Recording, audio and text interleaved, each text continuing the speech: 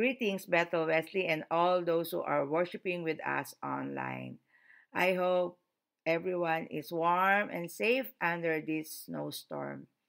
And I pray that weather will be better in the days to come, especially when we'll have our Advent study this coming Wednesday, November 3. Today, the first Sunday of Advent, marks the start of a new church calendar year.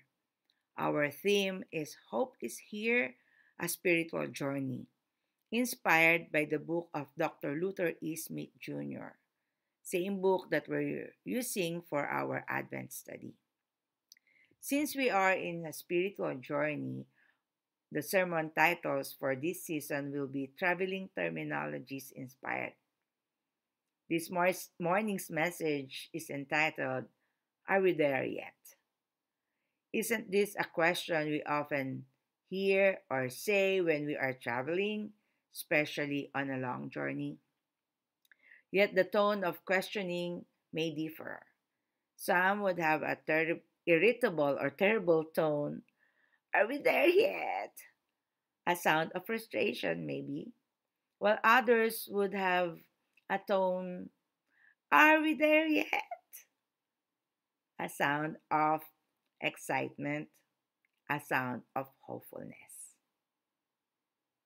Today's message, we are invited to start our spiritual journey with the question, Are we there yet? In a hopeful tone.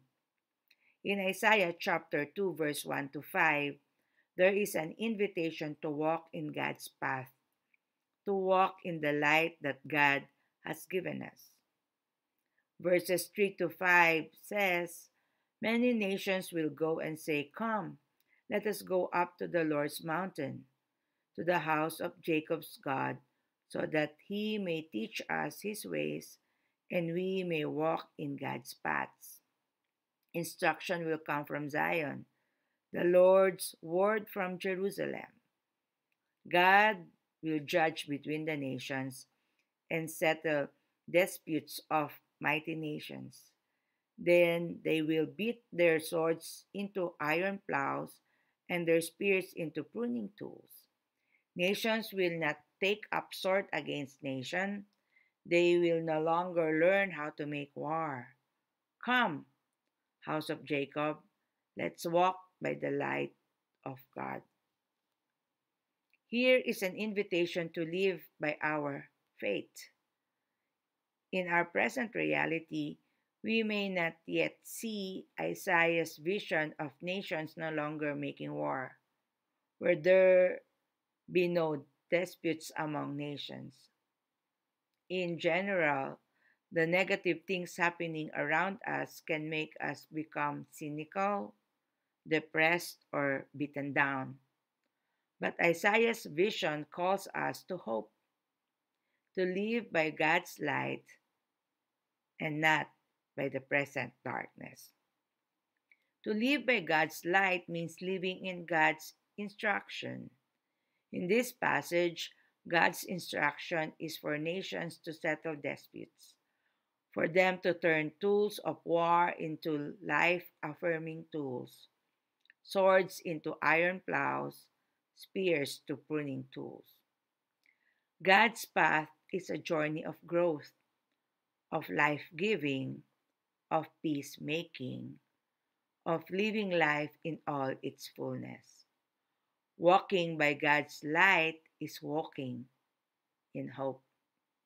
Dr. Luther Smith Jr., in his book Hope is Here, defines hope as force of God that enables us to become the beloved community. Hope is the force of God that enables us to become the beloved community. We will know more about this in our Advent study.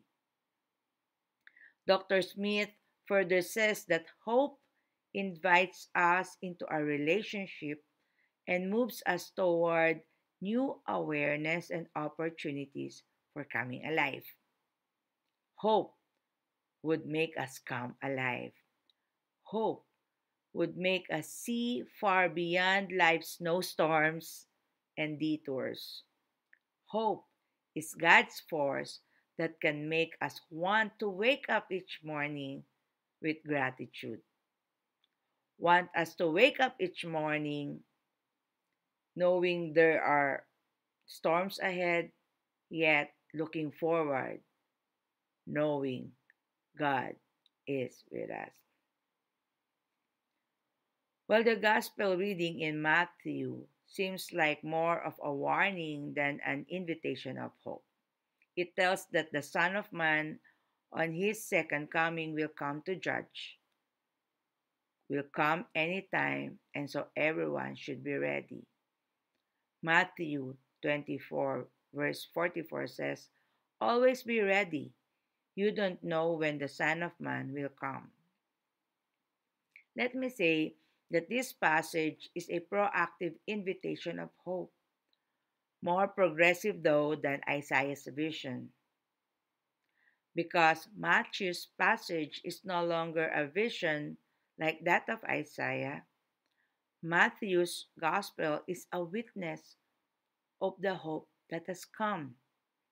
The hope has come in Jesus Christ. The warning to the people is that the hope is coming again. Matthew is telling the people not to miss the opportunity to welcome hope, unlike the people in Noah's time. In Noah's time, people neglect that invitation. The good news is that Jesus Christ, our hope, is here. The hope was in the people of the past, and the same hope will be with the people in the future. Spiritual journey is a lifelong journey, and so the question, are we there yet, can be answered with not yet, but when we have Jesus, the hope, when we have Jesus as our light in this journey, who needs the destination? Like the Snoopy's quote, in life, it's not where you go, it's who you travel with. Who are you traveling with in your spiritual journey? This Advent season, the invitation for us is always be ready to welcome hope. Let us all have an excitement in each day that we live, for we have hope. Hope is here with us. In the name of the Father, of the Son, and of the Holy Spirit. Amen.